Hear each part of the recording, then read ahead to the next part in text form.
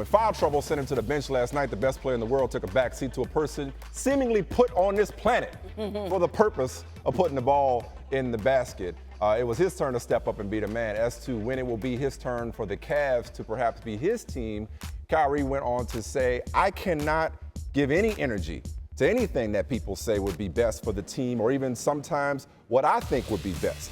My job is to be in the moment, especially with an unbelievable player like LeBron.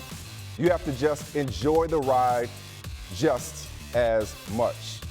Now, Jemele, some people think this sounds a lot like the clock ticking on Kyrie's time as a sidekick. Tell me you're not one of those people feeding into this. Okay, I'm not feeding into it in the sense, like, I'm not trying to create any unnecessary drama. Good. I'm not trying to create Kobe, Shaq, a reincarnation of that. Thank you, or Russ KD. Or Russ KD, although that was a little different, but I don't want to derail this conversation, at least not so soon in the show.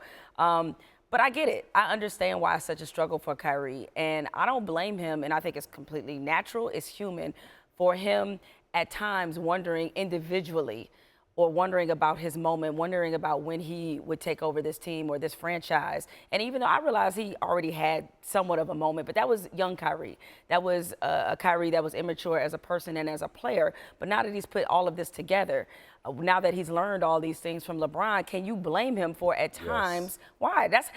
That's natural, healthy ambition. What's wrong with that? Everything. Why? It's short-sighted. When you're good at something, don't you want to know what it's like? Why is riding shotgun or being a sidekick, why is it a bad thing? Why does it have a negative connotation? Hell, you do it on the show every day. Oh, I see what you did there. I felt like I wanted to beat you to it. I felt like it was right there. It was like it was a Kevin Love outlet. It was right there. It was like, come on, girl, you know you're the franchise player. Don't try to kiss up now. Go on with your point. No, point being, it's like, ask Dwayne Wade if he would trade Shaq and LeBron, where he could walk around. Okay, but when he had Shaq, and I know we'll get to some of this later, I think even as good as Shaq still was, I think especially in those finals, we knew who the dude was. I'm trying to rebuke this rhetoric here. Like, I just don't like that. Last night, the conversation, mostly under the guise of discrediting LeBron James, turned into, well, Kyrie should be the man, or can't wait till it's his team, or LeBron's holding him back, or Kyrie's the real MVP. How many stupid hot takes were gotten off last night on the internet about what Kyrie could be, in a couple of years? So we went from LeBron catching or passing Michael Jordan, LeBron playing better than ever, to what happened to LeBron when you're leaving, so it can be Kyrie's squad. Because you're seeing it way too negatively. Well, no, I think it isn't. I think inherently it's negative when you start taking a team sport and try to split people up and make it seem like LeBron's presence, or LeBron being the lead dog, or LeBron, who may still be in his prime, being the ball-dominant guy, the driving force behind his team, being to the detriment of Kyrie Irving. You get to make all-time great shots and have 40-point games in the finals because you got a ticket to the finals in LeBron James. When you riding shotgun, kick in on gas. Touch the radio every now and then. But the other person is responsible for the maintenance. And you can still pimp from the passenger side all you want. I find this really kind of... In fact, you drive me home today. Not with the new whip you have, Mike. I won't tell your business about what you have. But I find this really interesting coming from you, Mike. Oh, Lord, here we because, look, we all, through both of our careers, we've graduated and had certain steps.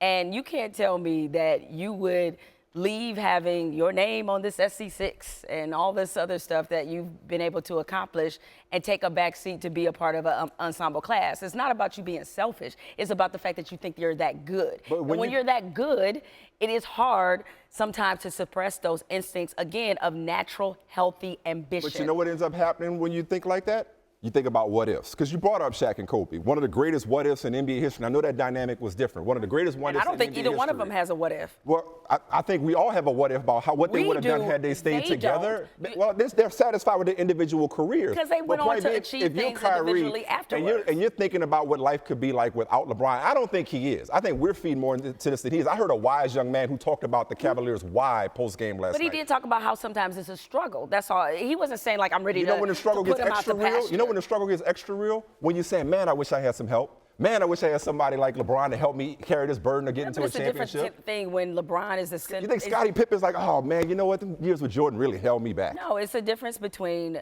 the central focus being the other person and you feeling like, based off your talent and your ability, that you deserve to be the central focus and have the team built Kyrie around gets you. so much love. One of the greatest ball handlers of all time. One of the best pure scorers in the league. He got a cool nickname. People recognize that LeBron doesn't win last year without Kyrie, and who knows if the Cavs are not two-time defending champions had Kyrie not gotten hurt the year before. People recognize his greatness. As a credit thing, where he wants maybe more credit because it's hard to get it sometimes when you're in LeBron James's shadow. I don't think this is about credit.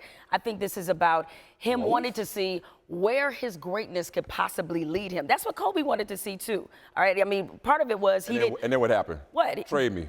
Give me some help. I know. Give me Paul Gasol. He wanted help. He wanted a team built around him. Now he didn't want everything to always be about Shaq. It's a small but significant. And how y'all in the media? Why can't you do this?